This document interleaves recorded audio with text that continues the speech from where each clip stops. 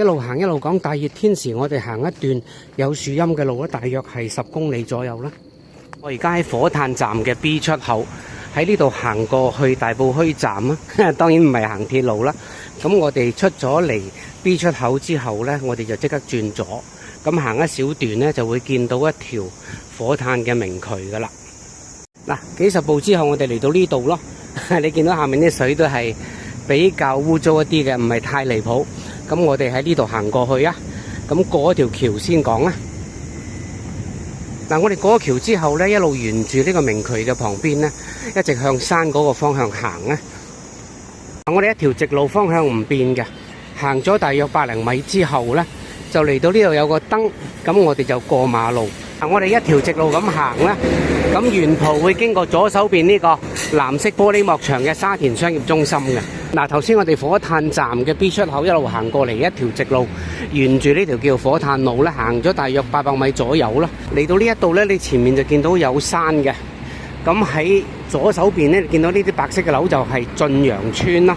點知我哋一過咗馬路之後呢，本來呢個貴地街花園呢，可以呢度直去就去到前面晉陽村嗰啲莊腳嘅，但係佢而家因為有臨時工程呢，佢就封咗。我哋就轉過嚟右手邊邊欄呢度呢，係一樣去到嘅。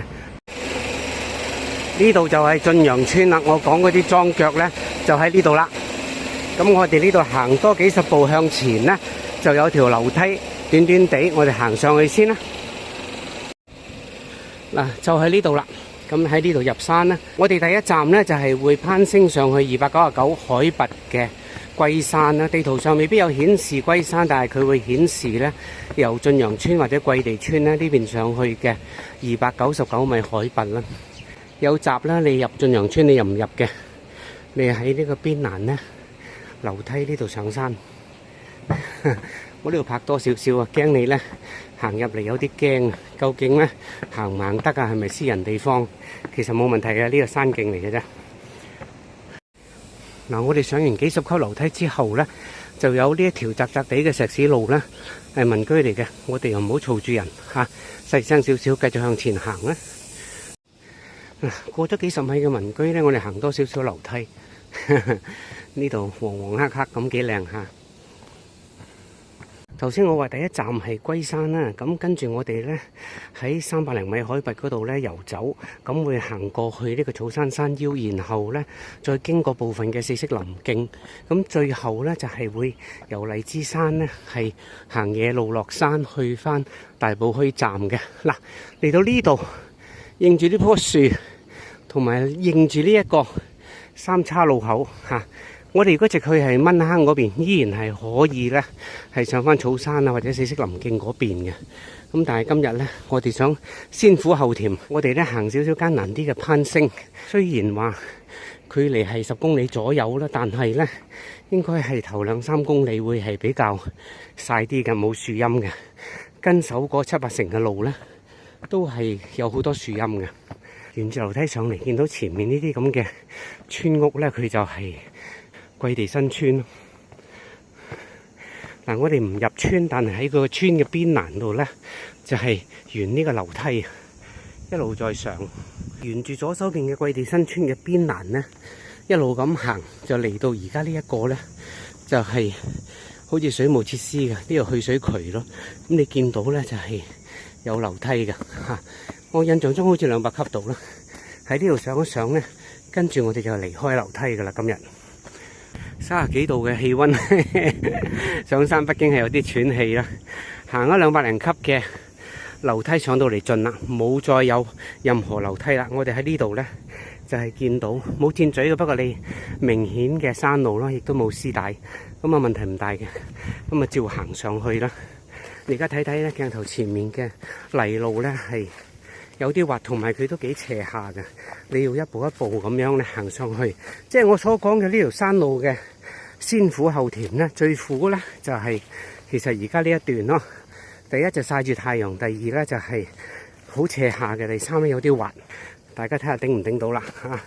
上呢啲泥沙路嘅上山途中呢，咁我哋喺左邊呢見到有啲比較靚嘅打卡位嘅，不妨停喺度呢影翻張相。晉陽村山腳行上嚟40分鐘嚟到呢個位，接近299嘅最高點。喺呢一度呢，你可以回頭望一望，而家我眼前呢個山路，我就喺呢度上嚟嘅。咁你前面見到好開揚嘅，下面都係左沙田右大圍，左邊呢邊係九肚山啦，右邊你會見到獅子山。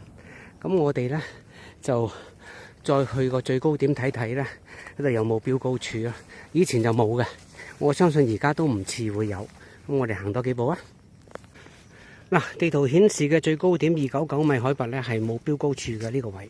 咁但係你見到有好多呢啲絲帶紅紅藍藍咁。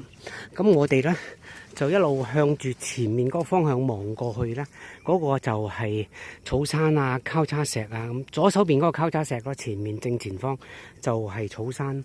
咁我哋向住呢個方向呢，就轉右跟山路嚇。你睇絲帶跟山路條路係清晰嘅。咁你記住咧，大方向你唔好錯啦。咁而家山路咧，我影多啲咧，就係等大家唔好擔心，就係覺得即係呢啲草太長啦。你中意就着長褲咧，如果唔係一定係刮損腳噶啦。咁我哋喺呢度一路行出去啊，由頭先299山頂嗰度行過嚟咧，而家係微微向下嘅條路咧，行咗400米左右啦。嚟到而家呢個位咧，你見到山路就越嚟越明顯啦。咁但係咧，草都係長嘅，樹仔都係高嘅。咁你要小心啲，前面咧有路口，所以呢度咧我就影多少少咁解嘅啫。咁呢啲草有啲刮手嘅，你唔好揾手去捉。喺而家呢一個位咧係十字路口嚟嘅，即係轉左可以落山嘅，都係落翻火炭嗰邊啦。喺前面呢度咧轉右咧可以去牛湖托啊，或者德華，咁都係可以落翻火炭嘅。咁喺呢度我停一停咧，就係影下呢棵咁靚嘅樹咯。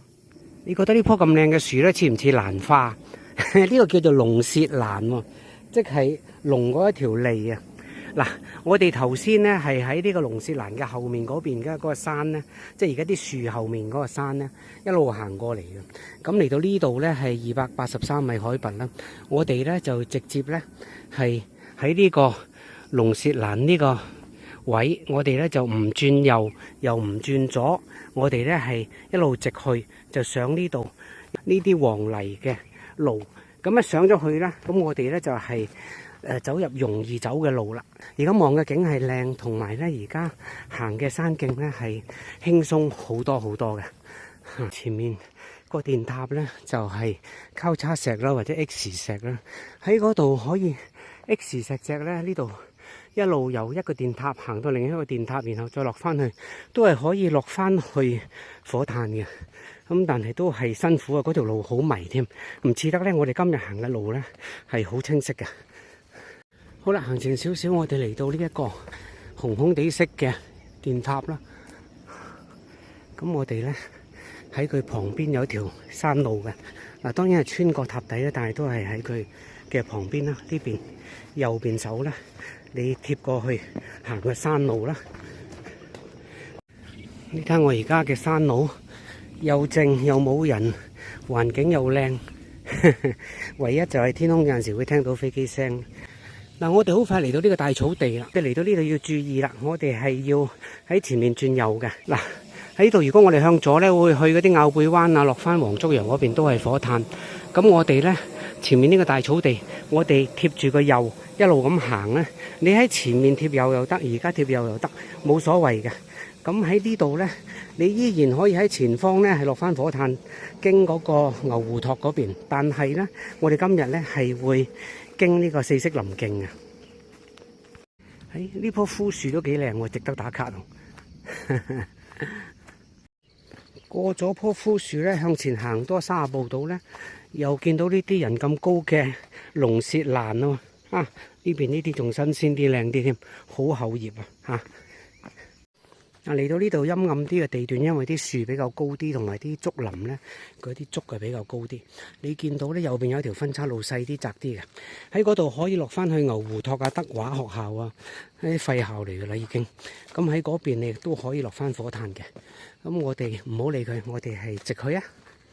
喺頭先嘅路口咧，向前行多100米左右啦，就嚟到而家呢一個位咧，係關鍵嘅，可以介紹下。第一呢，佢就係開揚靚景；第二呢，就係佢有少少唔明顯嘅分岔路嘅。咁所以呢，喺呢度睇一睇啦。嗱，你認住呢個位咯喎，一嚟到呢度呢，就有少少豁然開朗嘅感覺啦。咁你見到呢，向下呢，就唔好落啦，好斜嘅，唔好碌咗落去添，有危險嘅。咁你向嗰邊，你其實遠遠見到嗰個係馬鞍山嚟嘅。咁呢度呢，四圍都係見到樹，見唔到樓，又見唔到電塔，咁所以係幾靚嘅。而左邊呢，你係咪見到有啲咁嘅黃泥啊？似山路又唔似山路咁樣。其實咧喺呢度可以直接一條路咧，就會上到草山嘅山頂嘅，640幾米海拔嘅草山啦。呢度340幾噶啦，咁所以咧其實攀升多300米可以上草山。但係咁熱嘅天氣咧，我哋又唔好上草山啦。我哋咧就喺呢條路直去呢條路，我哋又唔轉左又唔轉右，又唔翻轉頭，直去呢條路咧。有啲絲帶嘅，但係咧其實行嘅人唔多嘅。呢度咧係可以接駁翻去四色林徑，咁但係行嘅人係比較少嘅，你小心啲。最好就連群結隊啦。如果你一個人咧喺度發生意外咧，就可能好耐先有人救到你，因為佢都唔知道你入咗嚟呢條路咯。呢段路係少人行，即係唔代表佢危險嘅，佢係。有好多冧樹咯，因為少人行，所以冇人理嘅，冇人去處理呢啲咁嘅冧樹咯。係冧咗好耐㗎啦，好多年㗎啦，佢都唔理啦。咁都冇所謂嘅，唔代表佢條路咧，你係揾唔到嘅，基本都係清晰嘅。咁好似呢啲咁樣，你見到係咪有啲恐怖啊？咁大棵樹，如果佢而家冧落嚟，你梗係有啲恐怖啦。但係佢冧咗咁多年咧，就真係冇乜所謂啦。頭先由上草山嗰個分岔路口位啦，我哋就選擇咗向前行咧，過嚟連接呢個四色林徑啊嘛。咁我而家其實行咗600米，即係類似嘅山路啦。咁中間係冧樹，起碼超過20棵嘅，但係其實唔係好難，你側身就過咗噶啦。咁啊嚟到呢個位咧，我哋就嚟會接上呢個四色林徑。咁你見到呢度好多嘅絲帶啊！咁唔係好難，不過因為你呢個位要過間咯，咁所以佢比較多絲帶咧，即係顯示話俾你聽咧，你要喺呢度要過去啦。咁你話難唔難過啊？我而家都唔使扶住就咁行得到啦，咁又唔使踩落水度。咁但係嗰個問題，如果係落完大雨咧，你過嚟咧，我相信你應該係過唔到咯。咁所以咧，好天先嚟行啦。咁大致上就係咁啦。呢條路咧就唔適合咧大雨過後嚟行嘅。尤其是呢啲位咧，你都過唔到啊！我相信，如果落完大雨，呢啲位都冚過晒刮，你唔會過得到啊！嗱，我過咗間之後咧，就行呢個山野小徑，然後最後呢幾級樓梯，咁啊上翻嚟，駁翻呢一條馬路啦。咁呢條馬路咧，我哋轉左行前少少，即係幾十米嘅地方，我哋轉右就係駁翻入去四色林徑咯。嗱，行咗其實接近100米左右啦，你見到呢個好深紅色嘅慢駛嘅牌咧，呢度都唔多車嘅。呢條係大埔滘林道啊嘛，前面呢個牌就重要啦。呢個係往黃啡路嘅，其實黃啡路嘅末段啦。咁呢度我哋係咁行落去，行咗大約係130米左右啦。咁嚟到呢個牌啦，佢調翻轉頭咧，佢就話大埔公路經林道啊點去啦。咁我哋唔行嗰度，咁我哋睇翻呢度咧就係去呢個黃啡路，就即係呢個方向啦。咁我哋向黃啡路呢個方向咧係離開啦。嗱，而家我行緊呢一段嘅四色林徑咧，就係黃啡路，好多人行過噶啦。但係呢段路嘅好處就係你夏天可以行啦，因為佢唔會太熱啦。咁佢畢竟係有好多地方都係有樹蔭嘅。咁唯一就唔好處就係個景唔係太開揚咯。但係如果你行山計咧，就係一流嘅。咁你話喂，會唔會有啲分岔路我唔識啊？咁唔會㗎。其實你有分岔路咧，佢嚟嚟去去都會喺前面度合翻。咁同埋咧，你真係唔識嗰陣時咧，你行馬路亦都可以離開。佢無論係山路或者係馬路咧，都係有足夠嘅指示咧，係帶翻你行翻落去大埔啊。咁應該就係一啲都唔難嘅嘢嚟嘅。嗱，我入咗嚟黃啡路咧，行咗大約1.7公里呢啲咁嘅樹蔭嘅山路啦，嚟到而家呢個位啦。你呢度有清楚嘅地圖嘅，你可以睇到自己嘅位置，就算你唔識睇手機地圖都唔緊要。咁呢度咧可以上翻馬路嘅，咁佢行都係3.75公里，都係1個小時左右咧。你可以落翻去大埔公路嗰度搭車離開都得。但係我哋今日唔係咁行，我哋咧向前行去荔枝山先啦。嗱，向前行得幾分鐘咧，又有呢個路口啦，就係左邊又係出馬路嘅。咁我哋繼續咧行黃啡路啦。咁呢度咧就係其實好多路都可以出翻馬路。咁佢依然係唔會錯嘅，因為最終咧喺前面咧又係黃啡路，又會係接翻呢個馬路嘅。嗱，我一直由黃啡路咧行過嚟咧，嚟到呢度咧有分叉路口咯。前面呢度有個藍路嘅牌啦，我哋轉咗嚇。咁你見到呢度係黃啡藍路咧，都係同一個方向嘅。頭先我咪一路拍到有2、3個路口咧都可以上呢個馬路啦，即係大埔林道。咁但係我都冇上去。其實如果大家係選擇上大埔林道然後離開啦，嗰條路係短1點幾公里度啦，即係咩概念呢？就即係話我而家選擇咗山路呢，係行多1點幾公里咯。咁大約可能行多20分鐘左右啦，睇下你行得快定慢啦。嗱，終於我行咗大約係4公里嘅黃啡路啦，呢啲咁嘅山路呢，咁佢就要離開啦。嗱，呢度黃啡藍啊嘛。咁啊離開咧就係要出呢個馬路嘅。如果你想喺大埔公路咧搭車咧，就沿呢條路落去啦。咁呢度寫住係藍啡黃都係喺呢度落去嘅，紅路都係出翻呢度咧。你最終喺嗰邊搭巴士，但係我哋唔行馬路啊，我哋行對面。咁你對面咧呢個有個亭啦。咁你見到呢度咧係大埔公路測量站1.5公里。其實所謂測量站呢，就係荔枝山咯。咁我哋喺嗰邊經過落翻去大埔墟站啊。嗱，我哋行前咗幾十步之後呢，嚟到呢度呢，都係有一條路係落大埔墟火車站嘅。呢度係容易啲嘅，呢度係落去龍城堡啊，然後沿馬路呢，可以行翻去大埔墟站啦。但係我哋而家行呢邊呢，就係大埔公路測量點。我哋行一小段呢啲咁嘅石路啦，然後喺前面呢上一小段嗰啲細樓梯，咁就去到呢就係荔枝山嘅標高處咯。係啦，我講嘅細級樓梯就係呢度啦，一路行上嚟大約係360級細樓梯啦，咁就上到嚟呢度啦。咁呢個就係荔枝山啦，海拔281，唔係好高啊，但係佢有樣嘢好咧，就係上到嚟呢度咧，你望到吐露港嘅絕美海景啦，即係好靚啊！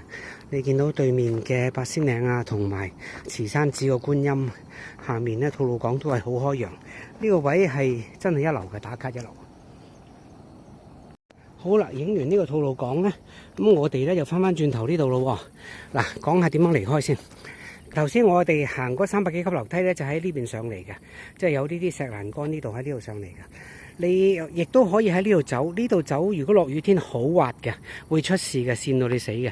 咁呢度咧會係落翻去翡翠花園嗰度附近啦，你可以喺嗰度搭車走。但係我今日咧就係直接行翻落大埔墟嘅。咁呢度大約都係仲有接近2公里度就會去到大埔墟站嘅。咁認真山路咧都係1點幾公里嘅。咁真係山路嚟嘅，有少少困難嘅。如果唔落雨好啲，唔落雨就唔跣唔滑啦。如果落雨嘅話咧，呢段路咧我都唔建議大家走嘅。好似而家咁樣咧，咁熱嘅天時啊，咁乾咧，應該都冇乜問題嘅。咁可以甚至有部分嘅路段咧，你可以好似我而家咁樣咧，係走快啲嘅都可以嘅。嗱，落咗嚟3分零鐘咧，經過呢個係古舊破爛嘅觀景台啦，已經失修噶啦。以前呢個觀景 OK 嘅，因為嗰啲樹冇咁高嘛，而家都係完全係阻晒嗰啲靚景啊，所以咧喺呢度觀景咧就冇乜意義嘅。我哋繼續行咧，落到嚟而家呢一個位咧，就真係要注意啦，因為條路咧你覺得可以直去啊，但係直去係走唔到嘅，掘頭一係咧就係好難走啊，唔值得嘅。咁你可以自己行下，但係我唔建議你喺嗰度落山嘅，分分鐘你係要爬翻上嚟。咁咧，我哋喺呢度轉右，就喺呢度落咧，就係一條路落嘅啫。咁你咁樣就反而係唔會迷路嘅。你落山嘅部分路段有呢啲咁嘅油繩嘅，咁就唔係話呢度有幾危險，而係咧佢係驚你跣啊。咁如果你覺得係個地下跣咧濕滑咧，你就應該係綁一綁住嗰條油繩咧，咁就安全啲嘅。嗱，我喺281嗰支標高處咧，落到嚟呢一個位，我係花咗25分鐘啦。咁啊，嚟到呢度已經係石屎路噶啦，呢度係一路行翻出去就係馬路噶啦。好啦，由火炭站行到呢度，落翻嚟馬路山塘路，咁就花咗大約係3個半小時啦。嗱，呢度回頭睇睇啊，嗰度山塘新村啦，呢度係山塘新村嘅村民信箱。呢度一路行翻落去呢，你喺呢度過馬路又得，或者遲啲過馬路又得。咁直落去呢，就係大埔墟咯，或者大埔墟站，好近噶啦。今日拍到呢度啦，拜拜。